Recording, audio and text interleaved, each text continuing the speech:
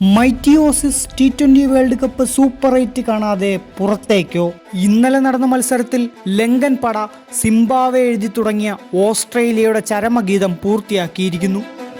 Cricket ലോകം അടക്കി ഭരിച്ചിരുന്ന കങ്കാരുക്കൾക്ക് ഇത് നാണക്കേടിൻ്റെ ലോകകപ്പ്. ഇവിടെ മുതലാണ് എല്ലാത്തിൻ്റെയും തുടക്കം. 2023 ഏകദിന വേൾഡ് കപ്പ് ജയത്തിന് ശേഷം ഓസീസിന് തൊട്ടതെല്ലാം പാളി.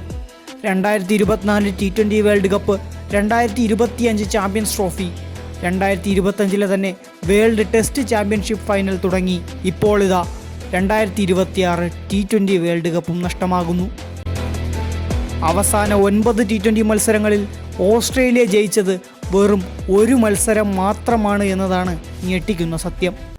അതും നടന്നുകൊണ്ടിരിക്കുന്ന വേൾഡ് കപ്പിൽ അയർലൻഡിനെതിരെ ഒരുപാട് കഷ്ടപ്പെട്ട് വെള്ളം കുടിച്ച് നേടിയ ജയം. ഇന്നലെ നടന്ന വേൾഡ് കപ്പ് 2020 ഓസ്ട്രേലിയക്ക് തീർച്ചയായും ജയിക്കേണ്ട അവസ്ഥയായിരുന്നു. പക്ഷേ നിസ്സംഗയുടെ കില്ലിംഗ് മൂഡിൽ മൈറ്റി ഓസീസ് ഏതാണ്ട് ടൂർണമെൻറ്റിൽ നിന്ന് പുറത്തായി എന്ന് തന്നെ പറയാം. ഡു ഓർ ഡൈ മാച്ചിൽ ഓസ്ട്രേലിയയെ ആതിഥേയരായ ശ്രീലങ്ക മലർത്തിയടിച്ചപ്പോഴും ഒരറ്റത്ത് 10 4ഉം 5 6ഉം അടക്കം 52 ബോളിൽ സെഞ്ചുറി അടിച്ച് അമരക്കാരനായത് പാത്തും നിസ്സംഗ തന്നെയാണ്. ഇത് നിസ്സംഗയുടെ മാച്ച് തന്നെയായിരുന്നു. 8 ഓവറിൽ 100 കടന്നിട്ടാണ് ഓസീസ് വീണതെന്ന് ഓർക്കണം. അതിൽ മാക്സ്വെല്ലിനെ പുറത്താക്കാൻ നിസ്സംഗ എടുത്ത ടൂർണമെൻറ്റിൻ്റെ ക്യാച്ച് തന്നെയാകാൻ ചാൻസുള്ള ഒരു മൊമെൻ്റ് കൂടിയുണ്ട്. ബാറ്റിങ്ങിലേക്ക് എത്തുമ്പോൾ അയാളുടെ ക്ലാസ് എന്തെന്ന് ഷോ ചെയ്യുന്ന പെർഫോമൻസ്, മോശം ഫോമിൻ്റെ നിഴലൊക്കെ മാറ്റിയെറിയുന്നു. കോൺലിയെ സ്വീപ്പ് ചെയ്യുന്നതും എല്ലീസിനെ സ്ക്വയർ ലെഗിൽ എത്തിക്കുന്നതും കിഡിലൻ മൊമെൻറ്റുകൾ തന്നെയായിരുന്നു. പവർ പ്ലേയിൽ തകർത്തടിച്ച് അർദ്ധ സെഞ്ചുറികൾ നേടി സെഞ്ചുറി കൂട്ടുകെട്ട് പടുത്തുയർത്തിയ ഓസീസ് ഓപ്പണേഴ്സായ ട്രാവിസ് ഹെഡിൻ്റെയും മിച്ചൽ മാർഷിൻ്റെയും മാസ്മരിക പ്രകടനത്തിൽ കൈവിട്ടു പോയെന്ന് കരുതിയ കളിയെ ശ്രീലങ്കൻ ബോളേഴ്സ് രണ്ടാം പകുതിയിൽ തിരിച്ചുപിടിച്ചു. പിന്നെ വന്നവർക്ക് കാര്യമായി സ്കോർ ബോർഡ് ചലിപ്പിക്കാൻ സാധിച്ചില്ല.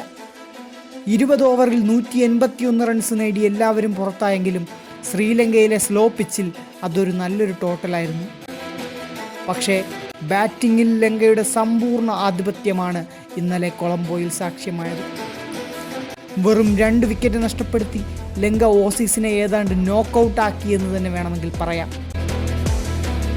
സെഞ്ചുറി അടിച്ച നിസ്സംഗയ്ക്ക് അർദ്ധ സെഞ്ചുറി നേടി പുറത്തായ കുശാൽ മെൻഡിസും നല്ല പിന്തുണ നൽകി.